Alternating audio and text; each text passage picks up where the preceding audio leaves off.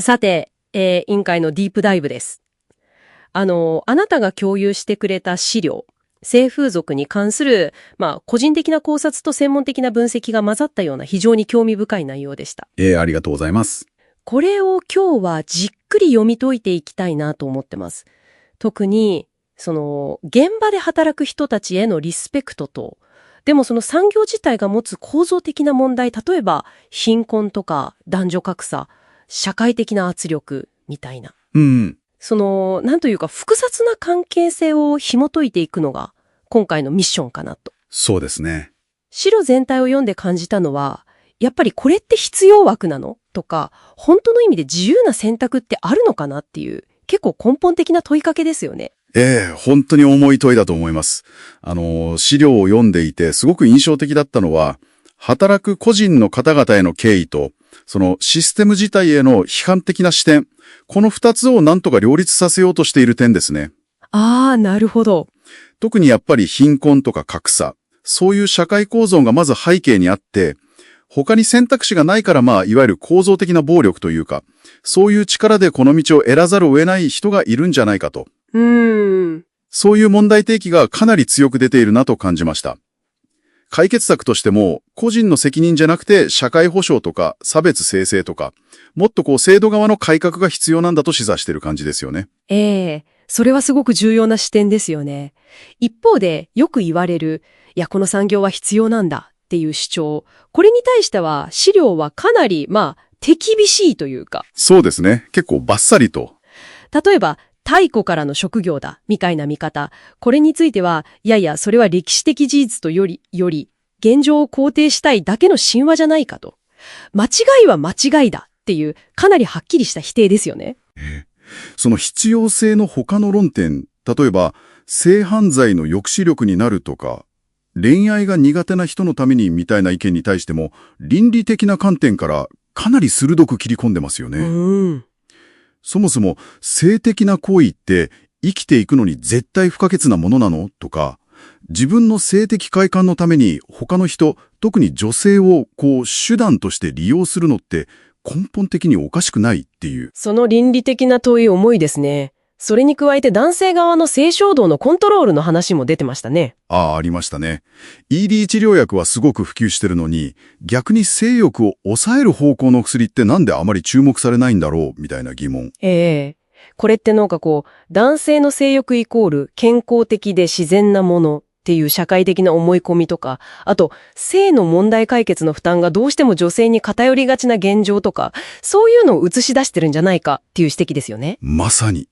そこからさらに産業の構造そのものにもメスが入っていく感じですよね。このシステム自体が男性が作り、男性が所有し、そして男性の顧客に女性を売るっていう、非常に男性中心的なある種の搾取構造になってるんじゃないかと。その指摘は強烈でした。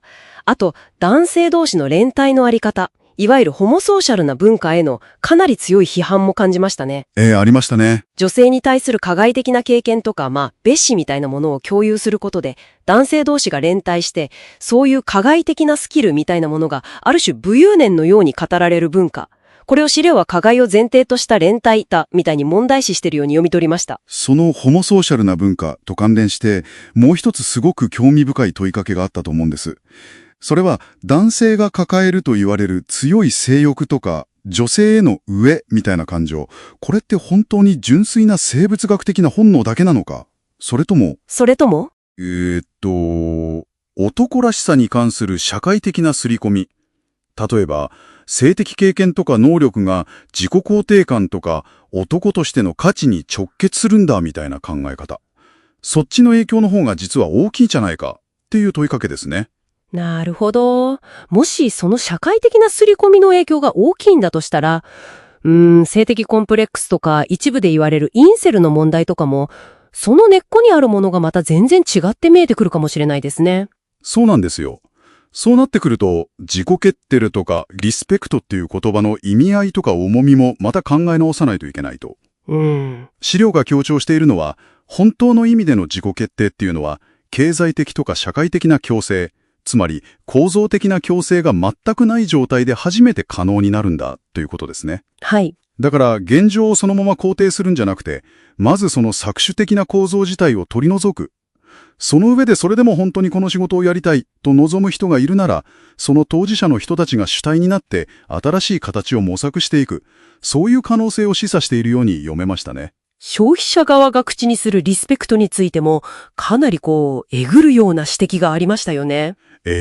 それって相手を一人の人間として尊重してるんじゃなくて、単に自分の欲望、支配欲とか搾取欲も含めてですけど、それを満たしてくれる都合のいい便利な存在への感謝に過ぎないんじゃないかって。まさに言葉の表目だけじゃなくて、その裏にある本質が問われている感じですよね。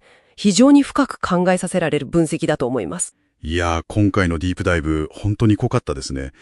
あなたが共有してくれたこの資料を通して、性風俗をめぐる必要性とか、個人の選択といった、表層的な議論のそのずっと奥にあるもの。ジェンダーの不均衡、経済格差、社会的に作られた性の規範、そして、やっぱり搾取の構造。そういうものがかなりクリアに見えてきた気がします。そうですね。最後にこれを聞いている皆さんの思考をさらにちょっと深めるような問いを一つ投げかけさせてもらってもいいですか？ぜひお願いします。資料が示唆していたように、もし男性の強い性的欲求とされているものの一部が、実は社会的刷り込みによって増幅されている部分が大きいんだとしたら、この産業全体の必要性そのものが、もしかしたら社会によって作り上げられたある種の幻想に近いものだという可能性、これについてはどう考えますか？ You know, sometimes you look at something really, really established in society, something that feels like it's always been there, and you stop and think, wait, why? Why is this actually a thing? Today, we're doing a deep dive into exactly that kind of phenomena, sexual commerce, or seifuzoku, as it's known in Japan. So our mission here is to basically crack open this really interesting stack of sources we've got. There's a personal reflection from someone called Gompachi, and then this very sharp analysis from Rare, who's described as a gender theory expert. And this isn't just about listing facts, right? It's more about challenging some assumptions, peeling back the layers, trying to see things maybe through a new lens, or digging into sexual commerce and how it connects potentially deeply to male dominance. Yeah, and these sources are pretty striking because they really try to move beyond just simple judgments that push us to look at the structural stuff, the history behind it all. You might have some real aha moments, seeing power dynamics that are usually kind of hidden. It could definitely reframe how you think about not just this specific industry, but maybe wider social norms too. Okay, so let's unpack this first part. The sources, they start somewhere pretty fundamental, don't they? This idea that, look, you have to respect the individuals working in sexual commerce. That's baseline. Absolutely. That's the starting point. But almost immediately, the discussion pivots. It moves from respecting the person to critiquing the structure. Gonpachi makes this point really strongly, that while an overwhelming number of people aren't there purely by free choice, they're driven by necessity. Necessity like? Like poverty, lack of decent social welfare, job discrimination, gender inequality, these big systemic things. So the insight is, for many, it's not really a choice in the way we might think of choice. It's more like a consequence of the system failing them. That's a really crucial distinction, isn't it? Moving away from just blaming the individual. So how did the sources explain this idea of structural coercion that Gonpachi mentions? Well, Rick really digs into this. The idea is that even choices that look free on the surface might be made under conditions that are incredibly unequal. Think about it: poverty, sexism baked into the system, maybe gaps in education. If your real options are severely limited by stuff like that, is it really a free choice? The sources are quite clear on this. We need to separate criticizing the system from demeaning the individuals stuck within it. It's about aiming for a society where, like Gonpachi says, no one is forced to work in sexual commerce out of necessity. Which kind of leads to this interesting what-if question then. If you could actually fix those underlying problems, the poverty, the inequality, what do the sources suggest might happen to sexual commerce itself? Could it become something totally different, something not built on exploitation? Exactly. That's the really radical idea sort of hinted at here. If you connect the dots, it points towards dismantling the current system, the one described as a male-centric system of sexual exploitation. The goal would be to allow for, genuine self-definition, real autonomy. Ruud brings up things like the post-porn movement, which is basically trying to create ethical, feminist-informed porn, or this idea of framing sex work purely in terms of labor rights, where individuals set their own terms, free from those systemic pressures we talked about. Right. So at the end of the day, the sources aren't pointing fingers at individuals. They're calling for these fundamental shifts in society. Things like dealing with unstable employment, tackling job discrimination properly, fixing gender inequality, improving sex education, basically fixing the system, not blaming the people caught in it. Makes sense. Okay, let's shift gears a bit. What about the common justifications you hear for sexual commerce? Things like it stops sex crimes, or maybe it's necessary for guys who struggle romantically. Right, the sex crime prevention argument. Gonpachi tackles this one head-on, and it's provocative. The argument goes, if male sexual urges are supposedly so uncontrollable that you need this industry to prevent worse harm, then maybe, Gonpachi suggests, the answer is castration for human males, or at least making sex drive suppressing medication widely available. Wow, okay, that's definitely provocative. Some people would probably find that extreme. Yeah. How do the sources sort of back that up, though? I mean, the point about drugs is interesting. We have the pill for women, Viagra for men. Why does it seem like there's nothing for lowering male sex drive? Well, this is where it gets interesting. The sources point out that actually drugs that suppress sex drive do exist. Really? Yeah. Things like anti-androgens, even some common antidepressants can have this side effect. They're used medically. The point isn't so much the chemistry, but the fact they exist kind of undermines that whole uncontrollable male urge narrative. So if they exist, Yeah. why aren't they common knowledge or widely used in this context? What's the barrier? What does the sources say? This is where you really hit the cultural and societal walls. Okay, so first, there's this powerful cultural idea, maybe toxic masculinity fits here, that equates male sex drive with health, with being masculine, with worth. Right. Virility equals value. Exactly. Second, actively suppressing that drive is often framed as like an illness or something abnormal. Meanwhile, ED drugs are super popular, fixing a perceived problem. See the double standard? Yeah. Third, there's this pattern where the burden of preventing sex crimes falls disproportionately on women, while actually intervening with perpetrators, who are mostly men, is seen as somehow too difficult or too much. And that idea that lowering sex drive causes depression, often it's the other way around. Depression can lower sex drive. It's a common mix-up. Okay. And finally, there's this almost primal belief. If a male organ can't be used, life is over.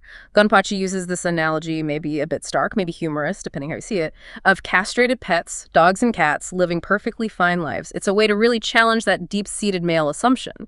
Wow. Okay. That definitely puts a different spin on the whole uncontrollable urge idea. What other common justifications do the sources take aim at? Another classic one. It's the world's oldest profession. Rare, according to your source material, calls this out as basically a flimsy myth. Flimsy how? Well, the source is ambiguous. It's more like a catchy phrase people repeat, often to justify exploitation now. The very idea of a profession is pretty modern anyway. Back then, you were a farmer, maybe a scribe, a priest. This myth kind of works to naturalize gender. It makes these social arrangements seem ancient, inevitable, part of female nature instead of a system people built. Makes exploitation seem unavoidable. Got it. And the other one that it's needed for romantically challenged men. Yeah, Gonpachi offers a pretty direct counter in the source material. People don't die without sex. And crucially, people don't die without using women to obtain sexual pleasure or excitement. Oof, direct. It is. The point being, sex isn't like air or water. It's not a basic life necessity in that sense. And this justification specifically relies on using other people. It really makes you question that whole romantically challenged label itself, too. Exactly. Rare's analysis suggests this label can sometimes be weaponized, used to basically justify harming others, mainly women. Relying on someone else's sacrifice for your pleasure isn't salvation, as the source puts it. Please, the sources also mention men can self-process their urges. Masturbation exists. Right, okay. Which kind of leads to this deeper question, then. Is this hunger for women that drives some men towards sexual commerce, is it really biological, or is it more like social conditioning? The sources lean heavily towards social conditioning. They detail how certain messages get hammered home constantly. Like what kind of messages? Things like, men are just naturally supersexual. Sexually active men are winners. Guys who aren't are losers. Being popular with women defines your self-worth. Being a virgin is shameful. You hear those all the time. Right. And all this builds a structure where sex becomes this primary source of self-affirmation for men. The sources even hypothesize that if you could somehow dismantle that conditioning, things like the incel phenomenon, involuntary celibates, often linked to misogyny online, and a lot of general male sexual anxiety might drastically decrease. Okay, let's move into another area the sources cover, which sounds pretty uncomfortable. This culture of men going to sexual commerce together. Gonpachi makes a disturbing comparison, right?